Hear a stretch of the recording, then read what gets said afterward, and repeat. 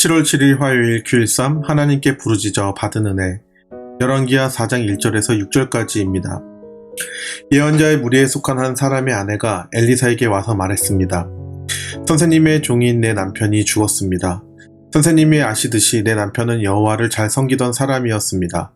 그런데 내 남편이 죽자 빚쟁이가 찾아와 내 두 아들을 데려다가 종으로 삼으려 하고 있습니다. 엘리사가 말했습니다. 이웃 사람들에게 가서 빈 그릇을 있는 대로 빌려오시오. 그리고 당신은 두 아들만 데리고 집에 들어가서 문을 닫으시오. 그런 다음 빌려온 항아리마다 기름을 부어 채워지는 대로 옮겨 넣으시오. 그 여자는 엘리사 앞에서 물러난 뒤 아들들만 데리고 집으로 들어가 문을 닫았습니다. 아들들의 빈 그릇을 가져오면 여자가 거기에 기름을 부었습니다.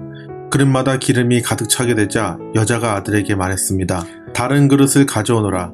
아들이 말했습니다. 이제는 그릇이 더 없습니다. 말씀 보며 생각하기, 하나님을 믿고 섬기던 한 여자에게 힘든 일이 생겼어요. 믿음 좋은 남편이 죽고 빚쟁이가 두 아들까지 데려가려 하는 일이었지요. 하지만 그녀는 하나님을 원망하거나 좌절해 모든 것을 포기하지 않았어요. 그녀는 엘리사의 말에 순종해 기름이 가득 넘치는 경험을 했어요. 이처럼 힘든 일이 찾아왔을 때 그 사람의 태도를 보면 믿음이 있는지 없는지 알 수 있답니다. 내가 아무리 큐티를 열심히 하고 적용까지 했어도 예상치 못한 힘든 일이 생길 수 있어요. 그때 말씀 속 여자처럼 원망하기보다 하나님의 말씀에 순종해 보아요. 하나님이 내 마음에 은혜의 기름을 부어주실 거예요. 내 마음에 질문하기, 말씀 속 여자가 겪은 일처럼 내가 겪었거나 겪고 있는 힘든 일은 무엇인가요? 힘든 일을 겪을 때도 하나님을 찾고 의지하면 은혜를 베풀어 주실 걸 얼마나 믿나요? 말씀 따라 적용하기, 하나님은 남편이 죽고 빚에 시달리는 여자에게 은혜를 베풀어 무엇을 채워주셨나요? 암호를 풀어 답을 적어보세요. 또 나만의 암호 만드는 방법과 은혜를 경험한 간증을 써서 편집 후 메일로 보내보아요. 말씀대로 기도하기, 힘든 일이 생겨도 제 생각과 욕심 때문에 도와달라고 부르짖기보다 하나님을 원망할 때가 더 많았어요.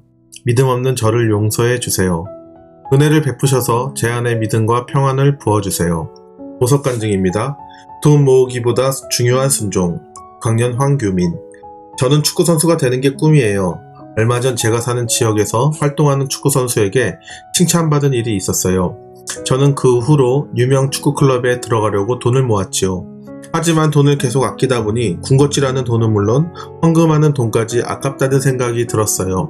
그러다 오늘 그릇을 빌리는 작은 순종만 해도 하나님이 엘리사를 통해 기름을 채워주신 것을 보며 지금까지의 제 행동이 잘못되었다는 걸 깨달았어요. 하나님께 순종하는 게 먼저인데 축구선수가 되고 싶은 욕심에 돈만 모으려 한 게 부끄럽고 죄송했어요. 이제는 일어나자마자 큐티하고 기도하며 말씀대로 순종하는 일을 먼저 할게요. 적용하기, 용돈을 받자마자 헌금 봉투를 준비해서 헌금을 미리 넣어둘게요. 예수를 믿는 사람들에게도 고난은 찾아올 수 있습니다. 이러한 고난을 주시는 하나님 앞에 원망과 불평을 쏟아넣을 수 있지만 우리가 다시 한번 생각해 봐서 우리에게 고난을 주시는 하나님의 이유가 무엇인지 우리가 생각하고 묵상하게 된다면 오히려 고난을 주시는 하나님의 은혜가 큼을 알 수 있을 것입니다. 오늘 말씀에 등장하는 여인과 그 두 아들과 같이 자신들에게 감당할 수 없는 고난의 시간이 왔을 때 하나님은 하나님의 살아계심을 보여주시는 기회로 삼아 주셨습니다. 혹시 지금 우리 삶 가운데 힘들고 어려운 문제들이 있나요?